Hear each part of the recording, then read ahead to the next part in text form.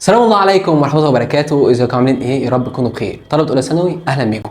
معكم مستر أحمد الدسوقي مدرس مادة التاريخ للثانوية العامة. المرة اللي فاتت شرحنا الدرس الثاني مصادر دراسة الحضارات وحلنا عليه. لو انت متفرجتش عليهم لازم تتفرج عليهم، هسيبه لك تحت في الديسكربشن تحت، وهسيب لك كمان لينك امتحان اشوف انت كنت مركز معانا ولا لا. واي حد عنده اي استفسار هسيب لك جروب التليجرام وجروب الواتساب، وده ان شاء الله باذن الله هننزل عليه كل الداتا والاسئله بتاعتنا وكل الملخصات بتاعتنا ان شاء الله. النهارده بقى موعدنا مع الدرس الثالث عوامل قيام الحضارات. فزي ما اتعودنا مع بعض، شكل جميل، قهوتك اللذيذه، نسكافيهك الجميل، ايا كان بتحب تشربه، وتركز في كل كلمه بنقولها، وتركز على الافكار اللي هنأكد عليها من خلال الشرح، وباذن الله باذن الله باذن الله التاريخ هيكون في امان لسنين قدام. بس اوعى تنسى كلام، مش عايزين نطول في المقدمه اكتر من كده، يلا بينا نبدا. بس قبل ما نبدا لازم نقول بسم الله الرحمن الرحيم، بسم الله وحده والصلاه والسلام على من لا نبي بعده، بسم الله الرحمن الرحيم، اياك نعبد واياك نستعين. صلي بينا على النبي ويلا بينا. اتكلمنا في الدرسين اللي فات عن الحضاره والتاريخ، وعرفنا يعني ايه حضاره، وعرفنا يعني ايه تاريخ، وعرفنا ما هي المصادر اللي من خلالها بندرس الحضاره والتاريخ. تعالى بقى نعرف النهارده ما هي العوامل اللي ادت الى قيام تلك الحضارات. ايه هي الاسباب او العوامل اللي ادت الى قيام هذه الحضارات؟ طيب بيقول لك ايه؟ عوامل قيام حضارات العالم القديم. مستر هو يعني ايه عالم قديم؟ العالم القديم ده يعني الثلاث قارات، اسيا، افريقيا، اوروبا. بنسمي الثلاث قارات دول العالم القديم، العالم القديم. طيب العالم الحديث اللي هو الامريكتين واستراليا والقاره القطبيه الجنوبيه. يبقى العالم القديم اللي هو ثلاث قارات، اسيا وافريقيا واوروبا. طيب تعال نعرف ايه هي عوامل قيام حضارات في العالم القديم. صلاه على النبي، وحدت الله، لا اله الا الله. طيب اول حاجه بيقول لك ايه؟ وجود الانهار اللي ساعدت على قيام الزراعه والاستقرار. احنا قلنا ان المصري القديم لما نزل نهر النيل عرف الزراعه وعرف حياه الاستقرار، عرف حياه الايه؟ الاستقرار، فبالتالي قامت الحضارات. فاول سبب بيقول لك وجود الانهار اللي ساعد على قيام الزراعه، ويعني الزراعه يعني معرفه الاستقرار. زي ايه؟ زي نهر النيل في مصر ودجله والفرات في العراق. يبقى اول حاجه من عوامل قيام الحضارات في العالم القديم وجود الانهار، زراعه واستقرار في مصر والعراق. وجود الانهار، زراعه واستقرار في مصر والعراق. طيب تاني حاجه الموقع الجغرافي المتوسط للعالم القديم. الموقع الجغرافي ده هنشوفه من خلال ايه؟ من خلال الخريطه. بص معايا كده الخريطه. هنا الحضاره المصريه القديمه، هنا حضاره فينيقيا اللي هي سوريا ولبنان، هنا حضاره بلاد العراق، هنا حضاره بلاد اليمن. فده كله الشرق القديم. في بقى في غرب في اوروبا الحضاره اليونانيه والحضاره الرومانيه. فالموقع الجغرافي المنطقه دي ساعدت الشعوب والحضارات دي اللي هي يتواصلوا مع بعض، وبالتالي التأثر والتأثير بالحضارات التانية. فبيقول لك ان تاني سبب من اسباب قيام الحضارات الموقع الجغرافي المتوسط للعالم القديم، اللي ساعد اللي هو موقعه كويس، فبالتالي قدر يتواصل مع الدول التانية، فأدى الى التأثر والتأثير بالناس اللي حواليه، فقامت تلك الحضارات. طيب يبقى اول سبب وجود الانهار، تاني سبب الموقع الجغرافي المتوسط. طيب تالت حاجة اعتدال المناخ، ومركز، وملائمته للنشاط البشري. المناخ ولا هو حر قوي ولا هو ساقع قوي، يعني معتدل. فالمناخ المعتدل بيساعد على يكون فيه نشاط، فأدى إلى قيام الحضارات. فوجود الأنهار، الموقع الجغرافي المتوسط، واعتدال المناخ. 4 عدم وجود حواجز أو موانئ طبيعية بين أجزائها. بص كده بقى، مما عزز التواصل والشعوب بين الحضارات. يعني ايه يا مستر؟ يعني بيقول لك ما بين الدول وما بين بعضها مفيش حواجز، مفيش أي موانئ طبيعية. لو جينا بصينا على الخريطة تاني كده، بص هنلاقي مثلا حضارة مصر، الحضارة الفرعونية، جنبها حضارة فينيقية قبل ما يكون في قناة السويس طبعا. طيب هنلاقي جنبها حضارة بلاد العراق، تحتيها حضارة بلاد اليمن. فما كانش فيه أي موانئ طبيعية وما كانش فيه أي حواجز، فده من الأسباب اللي أدت إلى قيام الحضارات في العالم القديم. طيب خامس حاجة وفرة الثروات المعدنية، اللي هي زي إيه؟ زي الصخور والمعادن، بالإضافة إلى النباتات والحيوانات. الصخور دي خلتني أعمل شوية حاجات زي مثلا الأهرامات، زي التماثيل. طيب المعادن دي خلتني مثلا أعمل زي الأدوات سواء ادوات مثلا اللي انا ممكن اكل بيها، عملت معلقه، عملت طبق، عملت سكينه، عملت حربه، عملت ادوات حرب، عملت ادوات زينه. كل دي ادوات عملتها من خلال اللي انا عندي صخور ومعادن، فبالتالي ادت الى قيام الحضارات، ادت الى قيام الحضارات. سادس حاجه واهم حاجه وهي كفاح الانسان، وهي كفاح الانسان وتكيفه مع البيئه الجغرافيه ومجهوده العظيم في بناء الحضارات الانسانيه. سادس حاجة أهم حاجة في العوامل دي كلها هو كفاح الإنسان. في مقولة كده بتقول لك إن لولا وجود الإنسان لما قامت الحضارات. الإنسان هو العامل الأساسي والمشترك والأساسي والمهم في كافة الحضارات، لأن الإنسان هو اللي بيعمل حضارة وهو اللي بيعمل التاريخ. فالإنسان لو مش موجود مفيش حضارة ومفيش تاريخ. طيب هتجيب لي بقى كل العوامل يا عم، هتجيب لي موقع جغرافي متميز، هتجيب لي مناخ، هتجيب لي ثروات معدنيه، هتجيب لي كل الكلام ده ومفيش انسان، يبقى مفيش حضاره. يبقى الانسان وكفاح الانسان هو اهم عنصر من عوامل قيام الحضارات. طيب يبقى تاني عوامل قيام حضارات العالم القديم 6 عوامل. بص بقى بنقولهم ازاي. وجود الانهار ووفرة الثروات والموقع الجغرافي واعتدال المناخ، عدم وجود حواجز طبيعية وكفاح الإنسان، وكفاح الإنسان. تاني، وجود الأنهار ووفرة الثروات والموقع الجغرافي واعتدال المناخ، عدم وجود حواجز طبيعية وكفاح الإنسان، وكفاح الإنسان. وقلنا أهم عنصر من العناصر دي كلها هو كفاح الإنسان، هو كفاح الإنسان، لأن احنا قلنا لولا وجود الإنسان لما قامت الحضارات القديمة أو الحضارات عموما. طيب بص كده السؤال ده بيقول لك إيه؟ اختر العامل الرئيسي والمشترك في قيام حضارات العالم القديم. هل هو جفاف المناخ ولا الموقع البحري ولا الارض السهليه ولا الثوره البشريه؟ احنا قلنا العامل الاساسي والمشترك في كل الحضارات هو كفاح الانسان، يعني الثوره البشريه. الثوره البشريه دي اللي هو الانسان. الانسان لو مش موجود مش هتقوم حضارات. فالعامل الاساسي والمشترك في قيام تلك الحضارات هو الثوره البشريه، هو الثوره البشريه. طيب وبما ان مصر هي صاحبه اقدم الحضارات، فتعال نعرف مع بعض دلوقتي ايه هي عوامل قيام الحضاره المصريه القديمه. طيب اولا بيقول لك في عوامل طبيعيه وعوامل بشريه. العوامل الطبيعيه دي زي ايه؟ زي مثلا نهر النيل، زي الموقع الجغرافي المتميز، زي الثورات المعدنية، زي الصخور والمعادن، زي الحدود الطبيعية الآمنة، زي المناخ. وهنعرف كل واحدة دلوقتي بالتفصيل. يبقى تاني العوامل الطبيعية نهر النيل والموقع الجغرافي، الثورات المعدنية، الحدود الطبيعية والمناخ. وهنعرف دلوقتي كل واحدة بالتفصيل. طيب العوامل البشرية، وقلنا العوامل البشرية هي العوامل الأهم والأساسي في قيام الحضارات، وهو العوامل البشرية اللي هو إنسان محب لوطنه، حيث استطاع المصري القديم أن يستثمر كل ما هيأه الله من قيام حضارة عظيمة أبهرت العالم. احنا قلنا هات كل العوامل دي موجودة والإنسان مش موجود مش هتقوم الحضارات. لولا وجود الإنسان لما قامت الحضارات. طيب يبقى الإنسان هو العامل الأساسي والمهم في قيام الحضارات. طيب تعال نعرف كده أول حاجة كده العوامل الطبيعية. العوامل الطبيعية، صليت على النبي عليه الصلاه والسلام، وحدت الله لا اله الا الله. طيب اول حاجه كده نهر النيل. بيقول لك ايه؟ بيقول لك يرجع سر عظمه نهر النيل واهميته الى، بيقول لك نهر النيل تكوينه ينحدر من الجنوب الى الشمال حاملا معه الماء والطمي.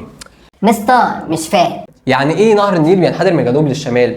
بص، نهر النيل جاي من تحت، الروافد بتاعته حاجتين، اثيوبيا والاستوائيه. طيب هو جاي من تحت طالع لفوق في المصب بتاعه نهر النيل، المصب بتاعه عند البحر المتوسط. طيب فهو جاي من تحت لفوق، وهو جاي من تحت حامل معاه الطمي اللي هو الطين، حامل معه الطمي والنيل.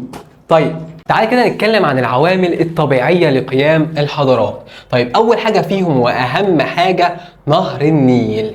طيب في مقولة قبل كده بتقول لك هو مصر هبة النيل. ليه؟ بسبب أهمية نهر النيل الكبيرة جدا جدا جدا اللي علمت المصريين القدماء الزراعة، فعرفوا حياة الاستقرار، فقامت الحضارة المصرية. طيب تعالى كده نشوف نهر النيل احنا استفدنا منه أو المصريين استفادوا منه ازاي في قيام الحضارة. طيب أول حاجة بيقول لك تكوينه الطبيعي، ينحدر من الجنوب إلى الشمال حاملا معه الماء والطمي. طيب ده ساعد على قيام الزراعة. طيب مستر مش فاهم ازاي الكلام ده؟ بيقول لك نهر النيل جاي من تحت لفوق، روافد نهر النيل اثيوبيا والاستوائية جايين من تحت طالعين فوق على نهر النيل في مصب اللي هو البحر المتوسط. طيب وهو جاي من تحت جايب معاه الماء والطمي.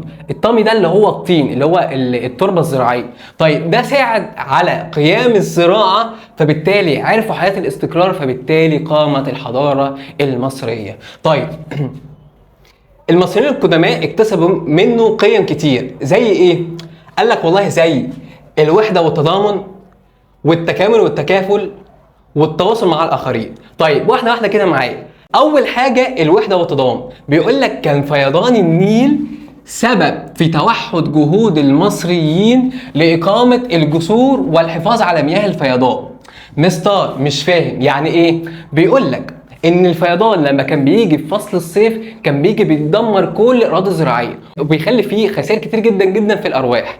طيب فالمصريين القدماء كانوا بيتجمعوا مع بعض وحده، بيعملوا وحده مع بعض عشان يبداوا يعملوا جسور، فبالتالي تحميهم من الفيضان فعاشوا شعبا واحدا عبر التاريخ، سواء مسلم او مسيحي، كبير او صغير، تخين او رفيع، كل المصريين كانوا على قلب رجل واحد. طيب يبقى اول حاجه الوحده والتضامن. كان فيضان النيل سبب في توحد جهود المصريين عشان يعملوا جسور وكمان حافظوا على مياه الفيضان، فعاشوا شعبا واحدا على مر العصور. فما يجي يقول لك اي خطر مرت به مصر وكان سببه نهر النيل، فده علم المصريين اول حاجه الوحده والتضامن، الوحده والتضامن. طيب تاني حاجه التكامل والتكافل.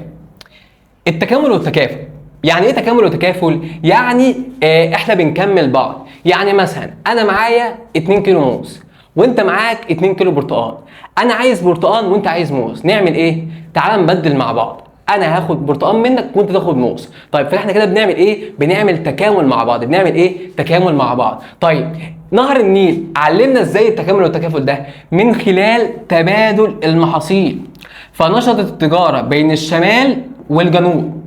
احنا عارفين ان الزراعات في الشمال غير الزراعات في الجنوب، لان مناخ مصر في الشمال اللي هو البحر المتوسط، طيب مناخ مصر في الجنوب اللي هو مناخ الصحراوي وده الشامي. طيب فتنوع المحاصيل ده ادى الى اللي خلى في تبادل بالمحاصيل، فنشطت التجاره بين الشمال والجنوب، بين الشمال والجنوب. فكده ممكن يقول لك سؤال في الامتحان تنوعت او نشطت الجوانب الاقتصاديه او تنوعت الجوانب الاقتصاديه من خلال مضمون اللي هو التكامل والتكافل، التكامل والتكافل. طيب ثالث حاجه التواصل فيما بينهم مع الاخرين. بيقول لك نهر النيل بيعدي على 11 دولة في أفريقيا، طيب منهم طبعا مصر، فخلى المصريين القدماء يبنوا السفن عشان يتجهوا منها إلى الجنوب عشان يتواصلوا مع الشعوب التانية. فده خلى نهر النيل ساعد المصريين القدماء على تواصل المصريين وتماسكهم بعضهم ببعض ونشر حضارتهم في البلاد المجاورة. بدأوا ياخدوا الحضارة المصرية وينشروها في القارة الأفريقية كلها وكل البلاد اللي حواليهم. طيب فحدث التأثر والتأثير الذي تميزت به الحضارة المصرية. يبقى تاني التواصل مع الآخرين، احنا عملنا سفن من خلاله ابتدت اللي هي تمشي في نهر النيل، ابتدى اللي احنا نعمل او ننشر الحضارة المصرية ونتواصل مع الحضارات التانية. يبقى تاني تاني تاني تاني اول حاجة واهم حاجة نهر النيل الاهم، اول واحد واهم واحد. اما يجي يقول لك سؤال اهم العوامل التي ادت الى قيام الحضارات، هتقول له كفاح الانسان اللي هي الثوره البشريه. طيب اما يجي يقول لك بقى اهم العوامل الطبيعيه التي ادت الى قيام الحضارات، هتقول له ايه؟ نهر النيل. طب ليه؟ لان مصر هبه النيل. نهر النيل احنا المصريين استفدنا منه، علمنا الزراعه فعرفنا حياه الاستقرار، فقامت الحضاره المصريه. طيب اول حاجه اكتسبنا منه سمات كتير، زي اول حاجه الوحده والتضامن. طيب كان فيضان النيل سبب في توحد جهود المصريين لاقامه الجسور. لما كان فيضان النيل بيحصل فالمصريين القدماء كانوا بيجتمعوا مع بعض، فعاشوا شعبا واحدا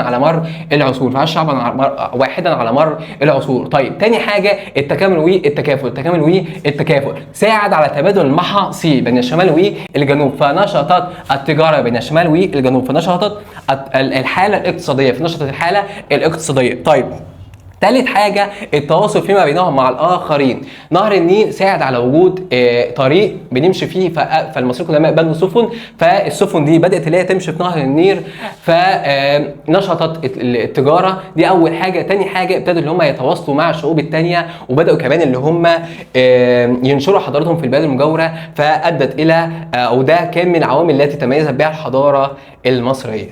طيب بص كده السؤال ده، اختر أي ما يأتي تعلمه المصري القديم من نهر النيل ويعد تجسيدا للعبارة التي أمامك. بص العبارة دي بيقول لك إيه؟ مواجهة الأخطار الطبيعية وقت الشدة مسؤولية الجميع. لما بتحصل أخطار كلنا بنتوحد، بنعيش على قلب رجل واحد عشان نحاول نحل الأزمة دي. فده بيدل أو ده تجسيدا للعبارة التي أمامك في إيه؟ الوحدة والتضامن، ولا الاكتفاء بالمواد المتاحة، ولا التواصل مع غير المصريين، ولا التواصل بين المصريين؟ احنا قلنا اللي نهر النيل علمنا الوحدة والتضامن لما كان في اي مشكلات طبيعية زي مثلا فيضان النيل، المصريين القدماء بدأوا ان هم يتوحدوا عشان يعملوا جسور عشان يتفادوا خطر الفيضان ويحافظوا على مياه نهر النيل. فيبقى الإجابة هنا الوحدة والتضامن. طيب تاني عامل من العوامل الطبيعية اللي أدت إلى قيام الحضارة المصرية هو الموقع الجغرافي المتميز. طيب لو عملنا كده زوم على الخريطة هنلاقي إن مصر تقع في قلب العالم القديم، واتفقنا مع بعض إن العالم القديم هو 3 قارات، آسيا وأفريقيا وأوروبا. فهتلاقي كده مصر في القلب، في النص بالظبط، فهي مصر هي في القلب فعلا. طيب فهنا بيقول لك إن مصر بمثابة قلب العالم القديم وحلقة اتصال بين جميع أقطاره. طيب حلقة اتصال ما بين جميع أقطاره سواء في الشرق أو الغرب. طيب فهي ملتقى ال3 قارات سواء آسيا أو أفريقيا أو أوروبا، وتطل على بحرين مهمين جدا جدا، والبحر الأحمر والبحر المتوسط. لو جينا كده على مصر هنلاقي ان البحر المتوسط، مصر بتطل على البحر المتوسط في الشمال والبحر الاحمر في الشرق، فهي بتطل على بحرين مهمين جدا جدا جدا، والبحر الاحمر والبحر المتوسط.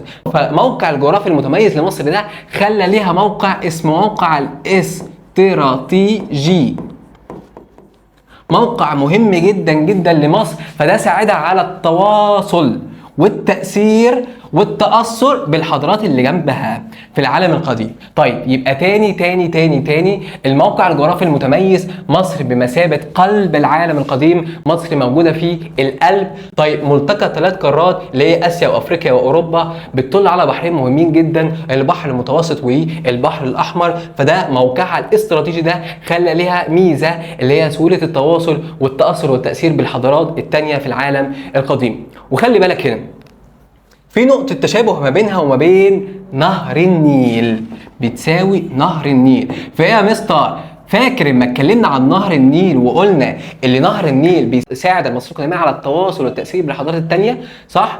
طيب الموقع الجغرافي برضك نفس الميزة او بيتشابه مع نهر النيل في الحتة دي، اللي هو التأثر او اللي هو التواصل مع الشعوب التانية. طيب طلع لك واحد اسمه جمال حمدان، جمال حمدان ده عمل كتاب اسمه شخصية مصر، اتكلم عن عبقرية المكان بتاع مصر، واتكلم بقى اللي قال لك ان مصر بتقع في قلب العالم القديم، وكان فيها في الشمال البحر المتوسط وفي الشرق البحر الاحمر، فكان ليها اهمية استراتيجية كبيرة جدا جدا جدا، فساعد ده على قيام الحضارة المصرية، وكمان ساعد على ينشر الحضارة المصرية في العالم القديم كله.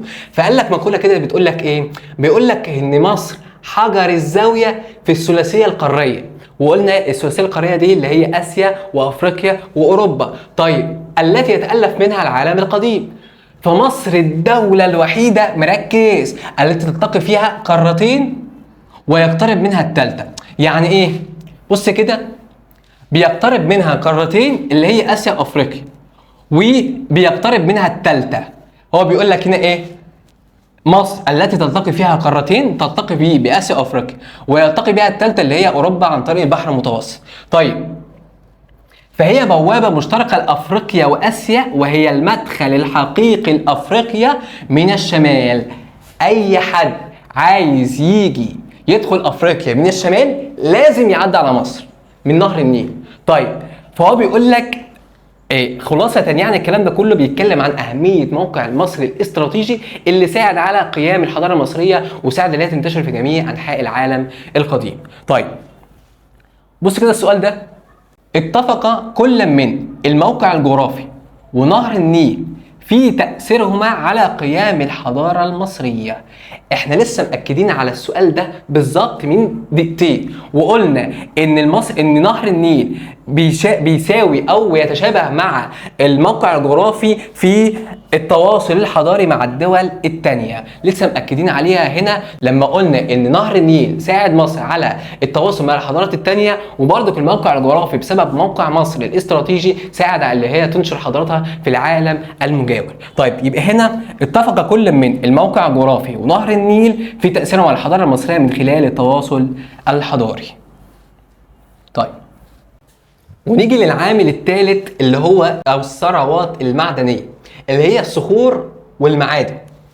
بيقول لك ربنا سبحانه وتعالى انعم على مصر كتير جدا من الثروات، سواء الصخور او المعادن. الصخور دي زي ايه؟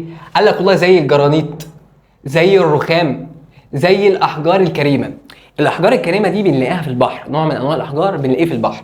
طيب، المعادن دي زي ايه؟ قال لك والله زي الذهب او النحاس او الحديد او اي معادن يعني. طيب، فالصخور والمعادن دي كانت بالنسبه لمصر القديم اغلى الثروات بالنسبه للمصري القديم. طب ليه؟ لان ساعدته على قيام الحضاره. فعمل ايه؟ اول حاجه عمل ادوات.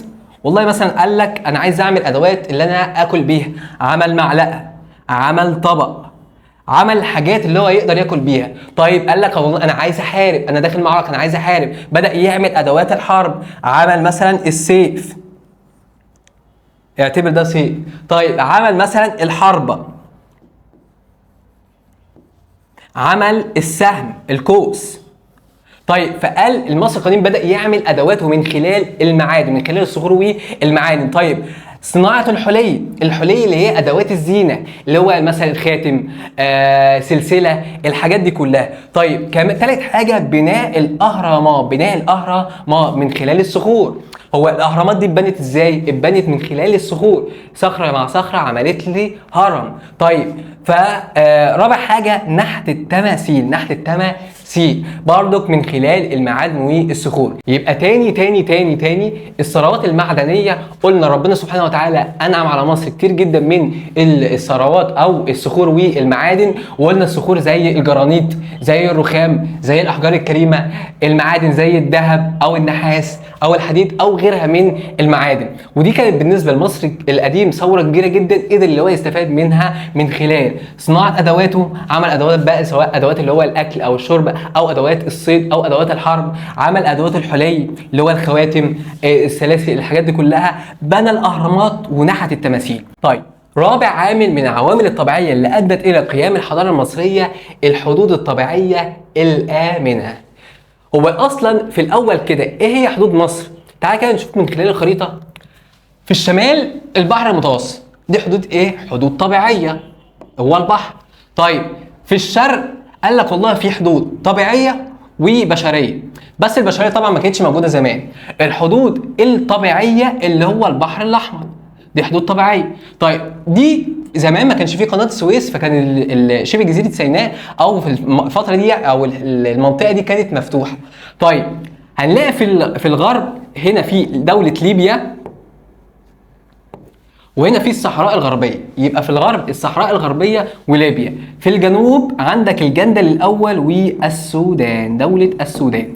طيب يبقى في الشمال حدود طبيعيه، في الجنوب عندك الجندل الاول ده حدود طبيعيه. مستر هو يعني ايه جندل اصلا؟ بيقول لك الجندل ده هو كتل صخريه ضخمه تعترض مجرى النهر. يعني ايه برضو؟ وانت كده بتسافر المصيف هتلاقي كده على الشاطئ في صخور ضخمه جدا جدا كده. الصخور دي الميه لما بتيجي بتطش فيها او بتلبس فيها بترجعها تاني. فدي ليها او في نهر النيل حاجتين، عند الجندل الاول ليها ايجابيات وسلبيات. الايجابيات قال لك والله اي عدو جاي يهجم من تحت هتبقى هيكون لي فيه عقبه اللي هو الجندل الاول، الصخور دي. طيب السلبيات ايه هي؟ اللي هي هتعيق التجاره بين الشمال والجنوب. التجاره ما بين الشمال والجنوب هيجوا يعدوا من النهر النيل هيلاقوا فيه صخور فهتعيق التجاره. فلها جوانب ايجابيه ولها جوانب سلبيه. يبقى تاني كده نبص مع بعض كده، بيقول لك ايه؟ بيقول لك تمتعت مصر بحدود طبيعيه امنه. البحر المتوسط في الشمال، البحر المتوسط في الشمال.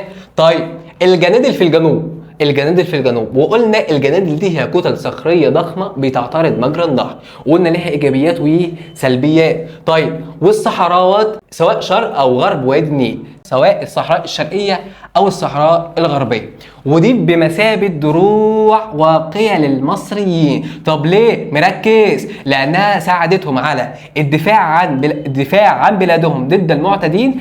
اي عدو جاي يهجم من تحت هيلاقي الصخور موجوده، اي عدو جاي يهجم من الشمال هيلاقي البحر المتوسط في الشمال. طيب وتحقيق الامن والاستقرار، تحقيق الامن والاستقرار، وقلنا الامن والاستقرار له علاقه بوجود الحضارات فادت الى قيام الحضاره المصريه. فخلي بالك هنا ممكن يقول لك ان الحدود الطبيعيه دي لها علاقه بالامن القومي المصري، الامن القومي المصري. مستر هو يعني ايه امن قومي مصري؟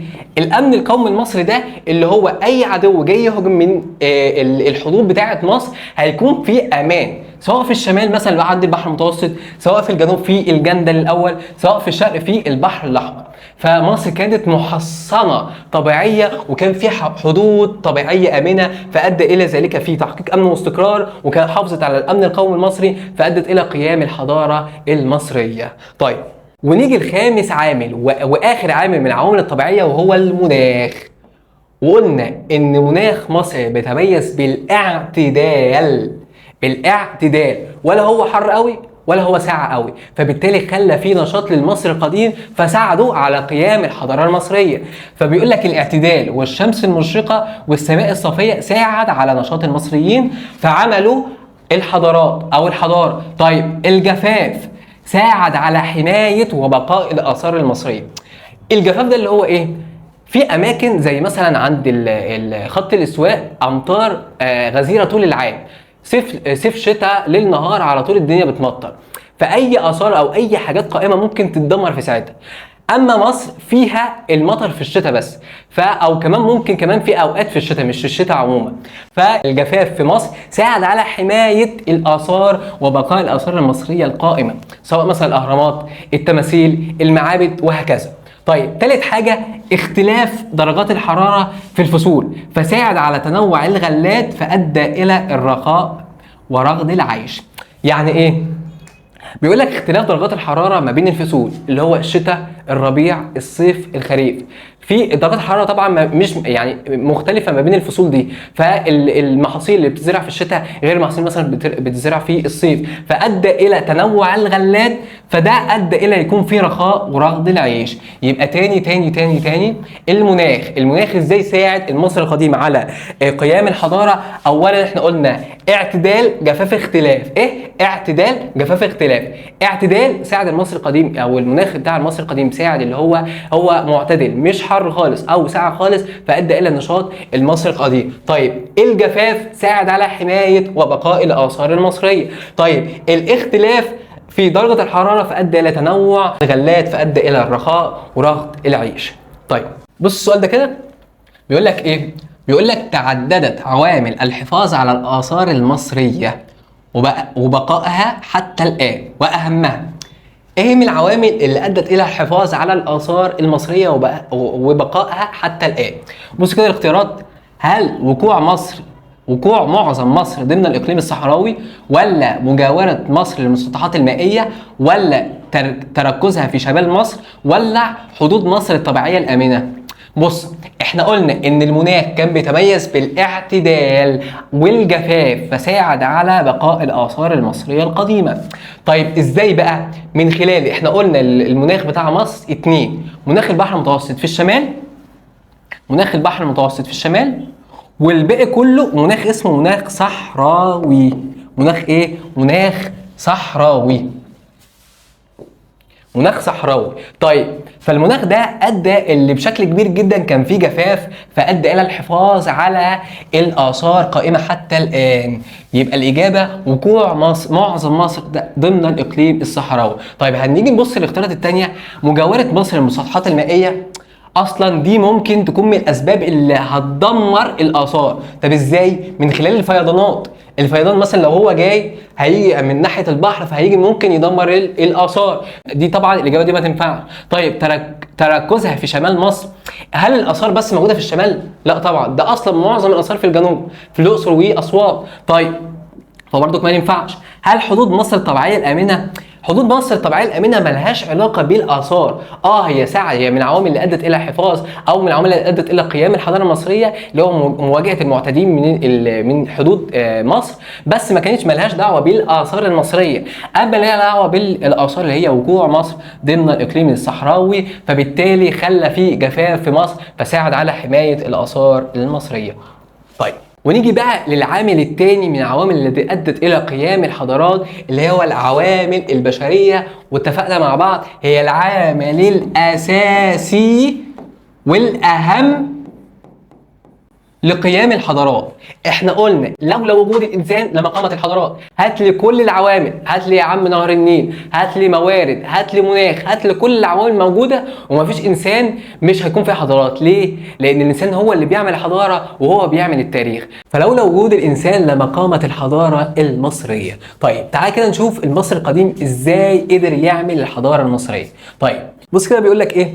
بيقول لك بذل المصريون القدماء مجهود عظيم من اجل تسخير كل ما وهبه الله من موارد ومناخ لمصلحتهم. المصريين القدماء قدروا اللي هم يستفادوا من المناخ ومن الموارد، كل ده لصالح او عشان يعملوا الحضاره المصريه. طبعا الحاجات دي ما تمتش في يوم وليله، اكيد انفقوا كتير جدا جدا جدا من الوقت. يا جدع ده بيقول لك ان بنوا الهرم الاكبر اللي هو هرم خوفو في 20 سنه. فالحضاره المصريه ما قامتش من يوم وليله، هي حضاره 7000 سنه. طيب فكان الجهد والكفاح دوم حجر الاساس اللي قامت عليهم الحضاره المصريه القديمه. وهنا تيجي مقوله مهمه جدا بتقول لك ايه؟ بص كده معايا، بيقول لك ايه؟ لم تكن مصر هبه النيل كما قال هيرودوت، بل مصر هبه النيل والمصريين. فلولا جهد وكفاح المصري القديم لما قامت الحضارة المصرية التي تعد أعظم حضارة عرفها العالم القديم. يبقى تاني العوامل البشرية. قلنا العوامل البشرية هي العامل الأساسي لقيام الحضارات. قلنا إن المصريين القدماء بذلوا كبير جدا جدا جدا من الجهد وأنفقوا كثير جدا من الوقت عشان يعملوا الحضارة المصرية. وقلنا إن مصر مش هبة النيل بس، بل مصر هبة النيل والمصريين. ولولا جهد وكفاح الإنسان لما قامت الحضارة المصرية التي تعد أعظم حضارة عرفها العالم القديم. تعال نعمل كده ريفريش سريع كده على الدرس ومركز معايا كده. طيب أول حاجة اتكلمنا عليها قلنا عوامل قيام الحضارات في العالم القديم، وقلنا مع بعض وجود الأنهار ووفرة الثروات، الموقع الجغرافي واعتدال المناخ، عدم وجود حواجز طبيعية، وكفاح الإنسان. وقلنا وجود نهر النيل ساعد على قيام الزراعة والاستقرار، فعرف حياة الاستقرار فقامت الحضارات زي نهر النيل ودجلة والفرات في العراق، نهر النيل في مصر ودجله والفرات في بلاد العراق. طيب الموقع الجغرافي المتوسط للعالم القديم، اعتدال المناخ، ولا هو حر قوي ولا هو ساقع قوي، فادى الى قيام الحضاره المصريه او الحضارات عموما. عدم وجود حواجز طبيعيه او موانع طبيعيه، وفره الثروات سواء صخور او معادن. طيب كفاح الانسان، واهم حاجه والعامل المشترك والاساسي لقيام الحضارات وهو كفاح الانسان. وقلنا مع بعض ان لولا كفاح الانسان لما قامت الحضارات. طيب ودرسنا مع بعض بقى الحضاره المصريه على وجه الخصوص، وقلنا ان في عوامل طبيعيه وعوامل بشريه. العوامل الطبيعيه دي زي نهر النيل، الموقع الجغرافي، الثروات المعدنيه، الحدود الطبيعيه، المناخ. طيب العوامل البشريه دي، وقلنا العوامل البشريه عامل الاهم. طيب ان الانسان محب لوطنه، ان لولا وجود الانسان لما قامت الحضاره المصريه. وهناخد واحده واحده مع بعض. اول حاجه العوامل الطبيعيه، واول واحده فيها هو نهر النيل، واهم العوامل الطبيعيه اللي ادت الى قيام الحضاره المصريه هو نهر النيل. وقلنا مع بعض لو قال لك اهم العوامل اللي ادت الى قيام الحضارات، هتقول له الثروات البشريه اللي هي كفاح الانسان. طيب لما يجي يقول لك اهم العوامل الطبيعيه التي ادت الى قيام الحضارات او الحضاره المصريه، هتقول له ايه؟ نهر النيل. طيب وقلنا ان نهر النيل ساعد مصر على اكتساب قيم زي وحده وتضامن، تكامل وتكافل، تواصل مع الاخرين. وحده وتضامن زي ما كان فيضان النيل لما كان بيحصل في مصر في فصل الصيف، فكان المصريين بيتوحدوا مع بعض، سواء كان مسلم او مسيحي، سواء كان كبير او صغير، تخين او رفيع، او راجل وست، فكانوا بيتجمعوا مع بعض كلهم عشان يقيموا الجسور ويحافظوا على مياه الفيضان، فعاشوا شعبا واحدا على مر العصور. طيب التكامل والتكافل، النهر ساعد نهر النيل على تبادل المحاصيل الزراعيه، فنشطت التجاره بين الشمال والجنوب، بين الشمال والجنوب. طيب التواصل فيما بينهم مع الاخرين، وقلنا نهر النيل ابتدوا ان هم يعملوا سفن، فادى الى تواصل مع الدول المجاوره، فنشروا حضارتهم في البلاد المجاوره، وكمان ساعد على التاثر والتاثير اللي تميزت به الحضاره المصريه. طيب واتكلمنا على العامل الثاني من عوامل قيام الحضاره المصريه من العوامل الطبيعيه، الموقع الجغرافي المتميز. وقلنا ان مصر في قلب العالم القديم، بتطل على 3 قارات، اسيا وافريقيا واوروبا، وبتطل على البحر المتوسط والبحر الاحمر. فالموقع الجغرافي المهم ده ساعد مصر على ان هي تنشر حضارتها في العالم المجاور، وكمان اللي هي ساعدها اصلا على قيام الحضاره. وقلنا اللي فيه تشابه مع نهر النيل في التواصل والتاثر والتاثير بالحضارات المجاوره. طيب اتكلمنا على العامل الثالث من العوامل الطبيعيه اللي هي الثروات المعدنيه، سواء الصخور او المعادن. وقلنا ان الصخور دي او المعادن كانت اغلى الثروات بالنسبه لمصر القديم، لانه ساعدته على قيام الحضاره من خلال ايه؟ صناعه ادواته، وصناعه الحلي، وبناء الاهرامات والتماثيل. طيب وقلنا العامل الرابع من العوامل الطبيعيه اللي ادت الى قيام الحضاره المصريه الحدود الطبيعيه الامنه. وقلنا ان مصر في الشمال البحر المتوسط، وعندك في الجنوب الجندل الاول، وقلنا في الشرق البحر الاحمر. فدي ادت الى او الحدود دي بمثابه دروع واقيه للمصريين، فساعدتهم على الدفاع عن بلادهم وقت ومقاومه المعتدين، اي عدو جاي من الحدود سواء في الشمال او الجنوب او الشرق، فده بمثابه دروع واقيه للمصريين، فساعد على تحقيق الامن والاستقرار. فده من العوامل اللي ادت الى الحفاظ على الامن القومي المصري بالنسبه للحضاره المصريه. طيب اتكلمنا على المناخ، وقلنا مناخ مصر بيتميز بيه 3 حاجات: اعتدال والجفاف والاختلاف. ايه الاعتدال والجفاف والاختلاف؟ الاعتدال، وقلنا الاعتدال اللي المناخ في مصر ولا هو حر قوي ولا ساقع قوي، فادى الى نشاط المصريين. طيب حاجه قلنا الجفاف ساعد على حمايه بقاء الاثار المصريه الى الان. طيب وقلنا اختلاف درجه الحراره ما بين الفصول 4 سواء شتاء ربيع صيف خريف، فادى الى تنوع الغلات والمحاصيل الزراعيه، فادى للرخاء ورغد العيش.